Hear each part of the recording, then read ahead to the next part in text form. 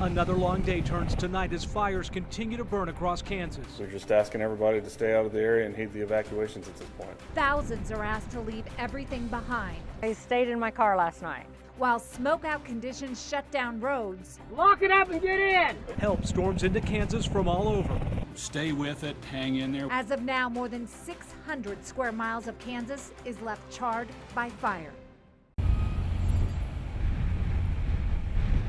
Just around 6 this evening is when the smoke and flames filled the sky in the Highlands community. You could feel the heat, fire crews rushing from home to home, making sure people in the line of fire were out and gone. Those flames over there are really high, look at that. I just saw a fire truck come by and I saw flames up there about 100 feet in the air or so and thought I'd turn my sprinkler system on. We are in the Highlands area, actually near the golf course on Snoqualmie Street. As you can see behind me, the wind is billowing. There is a lot of smoke in this area. You can see the flames over there. I mean, just about an hour ago, that is when the wind really started to pick up and we saw a lot of that heavy smoke and even that white smoke. And then that's when we saw a lot of the flames just erupt into the sky. KAKE News caught up with residents panicking and evacuating the area. Bonnie tells us the flames were too close for comfort. We just looked out the door and saw it and started grabbing stuff. Terry Galen and Cindy Cox had their pet and family loaded into the vehicle, ready to get out. I am shaking like a leaf right now. We went upstairs and opened up the back door, and I mean, I got a picture on my phone that was pretty scary. Right across the road, just all orange, just fire. Both watched as flames got closer to their home, worried but thankful to be out. Oh, please be I wanted safe. to see our house. Yeah. We still had a house. We got our pet out and you know, family's out, so the rest of it could be replaced. This ranch of Dave Boseiden's has about 15 or 20,000 acres, I'm told, and this was quite the house to see, including a trophy room and all sorts of things. And you can see, I'm going to get out of the way, just what is left of it. Nothing's left of it. It burned to the ground. The Kansas Department of Emergency releasing more information on the fires. In Clark County, more than 351,000 acres have been burned, and 30 structures and bridges were damaged. In Ford County, 7 homes were destroyed. In Reno County, more than 30 homes were destroyed. More were damaged, and 6,000 acres were burned. More than 10,000 acres in Rooks County were burned, destroying 2 homes. And I got to say, in my entire career, I have never seen a fire day like we had yesterday. It's down here south and east of Ashland. We apparently do have a fire still going on here just north and east of Willard, Oklahoma. The smoke now trailing off to the south and east with a breezy northwest wind. So we still have extremely high fire danger around the entire state. No saving the house. When that fire came through here, it was blowing embers well ahead of the flames. David Boseiden moved to his dream home and 15,000-acre ranch back in 1971, living here ever since. He's seen wildfires before. That's just part of Kansas. But even as he was trying to set up a defense against the flames, the fire overtook him and his ranch house. I was disking north of the house trying to get a fire guard, and I had less than 3 minutes. That wind was blowing probably 60 or more. I was lucky. I drove the tractor through the fence into the hay barn, actually hit the hay barn, couldn't see where I was going, got in my pickup and was able to get out of there. And just that quick, everything is engulfed. He barely made it out alive. Many of his outbuildings were destroyed also. The ranch lost more than 100 head of cattle. Other ranchers in the area also suffered the loss of cattle. Meanwhile, the flames lapped at the properties of other homeowners who for now are thankful they've been spared, though they're nervous. Thought that we'd lose it, and it was by the grace of God and their work that they saved it. They saved ours and the neighbor's place, and it's burnt all the way around us. And they're still fighting. And they're still fighting. Right across the road from you. Does that make you a little nervous? Yes, that makes me nervous, and behind us, that makes me nervous. It's kind of coming at both directions.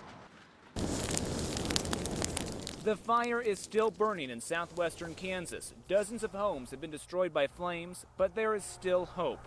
Brenda Mills' home was spared.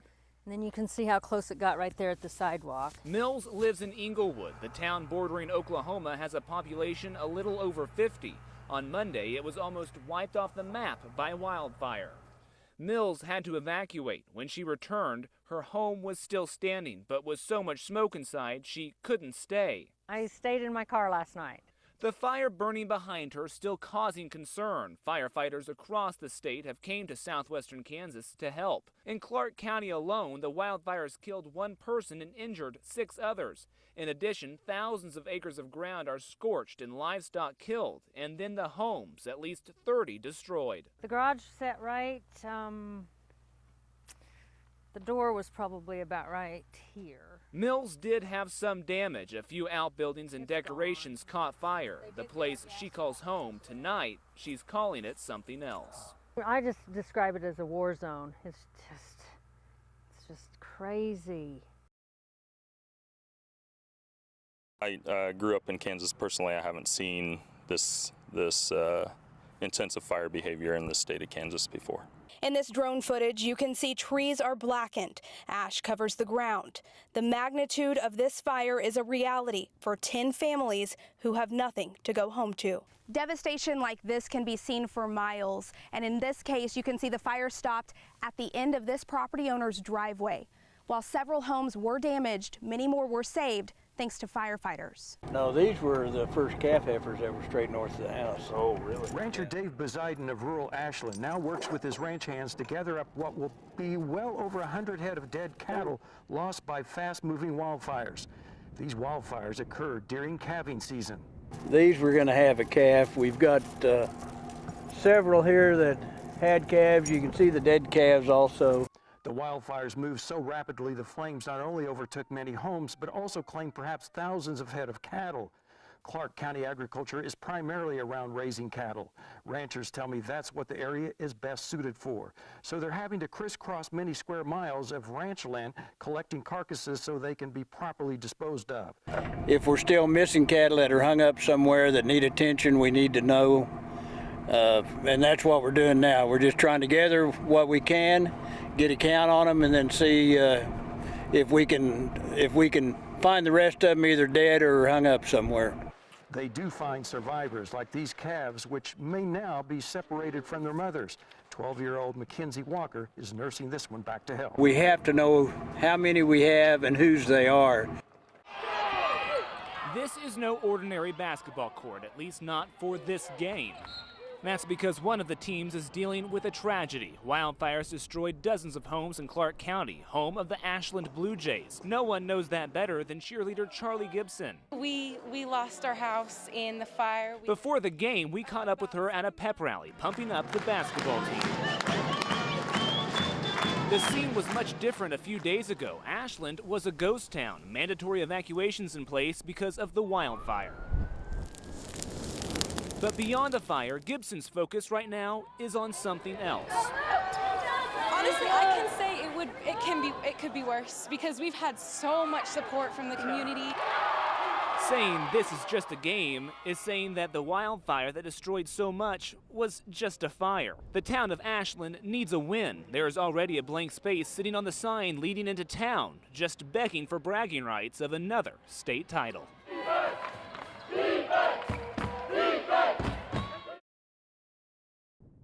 It's been less than 3 weeks since those historic wildfires scorched so much of Clark County. Still too dry. You can't put cattle out here. There's too much ash. Patty Young drives across the family's 15,000-acre ranch where some 500 head of cattle were killed in the fires. Before the cattle can return, she says the land needs to heal and grow new grass to sustain livestock. But also, fences need to be rebuilt. We've got our volunteers that have graciously come and helped us during their spring break. They are pulling all of our fence. The volunteers include folks like Kirk Core on the skid steer and Dennis Halstead. They drove down from near Concordia Friday to pull burned fence posts. So this is just our part to give these folks that are in need a hand. Young says there are an estimated 9,000 miles of fence needing replaced in Clark County, including 150 to 200 miles on the Young Ranch. She says the job would be so much more difficult without the many volunteers. They're a gift from God. The volunteer coordinator in Ashland says volunteers like these have been coming in from across the nation, coming into Clark County to lend a helping hand in a time of need. Students like Dane Brown from Marysville are part of an FFA chapter there. They want to help, even if it means a few scratches. It's poking. Yeah. They say if you ain't bleeding when you're messing with barbed wire, you ain't doing it right, so. These high school students will do their part while they're here today, and then other volunteers later will pick up where they left off. I live on a farm, and I know I would appreciate the help if this happened to us. They say their work during spring break brings them satisfaction. No doubt they'll take back to northern Kansas lessons learned volunteering here. In Clark County, Chris Frank, KAKE News. People across KAKE land are also taking part in the KAKE and Dillon's Rounded Up donation drive for the American Red Cross. Those who lost their homes particularly are going to have a long return to normal. Shoppers are rounding up their grocery bills and making donations. The money is going directly to firefighters, volunteers, and fire victims. Welcome. Thanks for coming. A dozen students from Axtell's senior class arrived to Ashland's high school after driving the 327-mile trip in 5.5 hours. Thank you for being here. The students raised money to take a class trip to Kansas City to visit Worlds of Fun. But watching news of the wildfires in Clark County changed their minds about where they wanted the money to go. And we all decided that we thought it would be better to donate our money down here. It's something that matters. They first presented a check for $2,200 from Axtell's senior class. Then they presented another check of $1,000 that Axtell's Kansas Association for Youth Group, KAYS program, raised for fire victims. There were 11 students in the Ashland School District who lost homes to the wildfires. The money donated here will go into a fund for those families. The students are nearly on opposite ends of the state from each other. Their only interaction may be in state tournament meets. But in this meeting, they get a chance to hear firsthand how those wildfires impacted the lives of students and their families here. Quanah Gardner talks about the loss of his family home and how the smoke separated people during the fire. The smoke had gotten so bad that my uncle left, and for about half an hour he didn't know whether or not my parents had died or not. There's a few stories like that where it sounds like people shouldn't be alive, but they are, so. The Axtell students hung on every word they heard. Well, I guess I got to see how blessed that I was with what I have and that they don't have here currently because of the fire. It's really eye-opening to see what's going on here and what went on. It's a lesson these students will take back with them, a memory they won't forget. In Ashland, Chris Frank, KAKE News.